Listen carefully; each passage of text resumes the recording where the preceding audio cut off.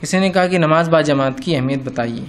روزے میں کوئی ٹی وی پروگرام نہیں دیکھ سکتے تو وہ کمپیوٹر پر گیم کھیل سکتے ہیں کیا, یا ٹی وی پر سپورٹس کھیل کے پروگرام دیکھ سکتے ہیں کیا؟ بہرحال دیکھیے, نماز با جماعت کا بہت زیادہ ثواب ہے. بلا کسی شرعی عذر کے جماعت سے چھوٹنے والوں کے تعلق سے نبی اکرم صلی اللہ علیہ وسلم بہت سخت وعیدیں فرمائی حدیث کے اندر, ٹھیک ہے.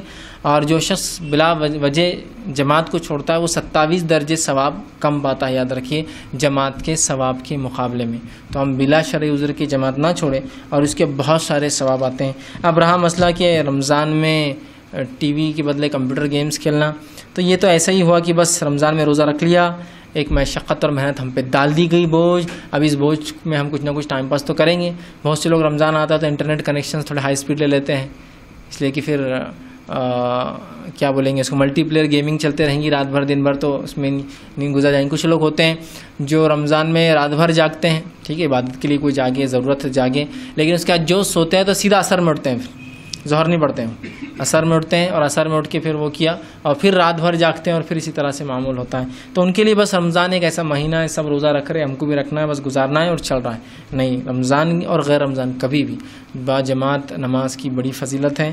آپ صلی اللہ علیہ وسلم نے فرمایا اگر تمہیں ظہر کی فضیلت بتا دی جائے جماعت میں اور اول صف میں آنے کی کیا فائدہ ہے, تو تم گھٹنوں کے بل رینگ کر آؤ گے اگر چل نہیں سکتے ہو, اور اگر پہلی صف میں کھڑا نہ کرنے دیا جائے, ثواب معلوم ہو جائے, تو تم اپنی تلواریں نکال کے ایک دوسرے کو قتل کرو گے.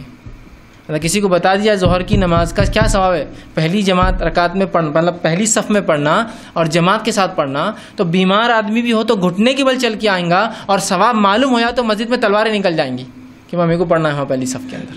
اتنا اجر ہے نا. اب کتنا ہو سکتا ہے, اگر بتا دیا جائے تو ہم لڑ پڑے, مار دے تو کتنی, مطلب ثواب کتنا ہو سکتا, ان لمیٹڈ ہو سکتا. تو بہرحال آپ خواہ مت چھوڑیے, اور رمضان کو بس ایک کوئی تو مہینہ جس کو گزارنا ہے, چاہے ٹی وی گیم کے ذریعے, کھیلوں کے ذریعے اور پروگرامز کے ذریعے, انٹرنیٹ کے یوز کے ذریعے, یہ اس کا یوز نہیں ہے. آپ یا تو جو معمول کے کام ہے وہ کرتے رہیے, اس سے کچھ زیادہ عبادت کر سکتے وہ کیجیے, لیکن اللہ کے لیے مت کیجیے کہ آپ اس طرح سے رمضان کو برباد کریں. ایٹ لیسٹ وہ آدمی جو اپنے حلال روزی کمانے میں اور اس میں لگا ہے وہ تو بھی ایک اچھی کام میں شمار ہوگا, بنسبت اس کے کہ رمضان میں روزے رکھ کے گیم کھیلے.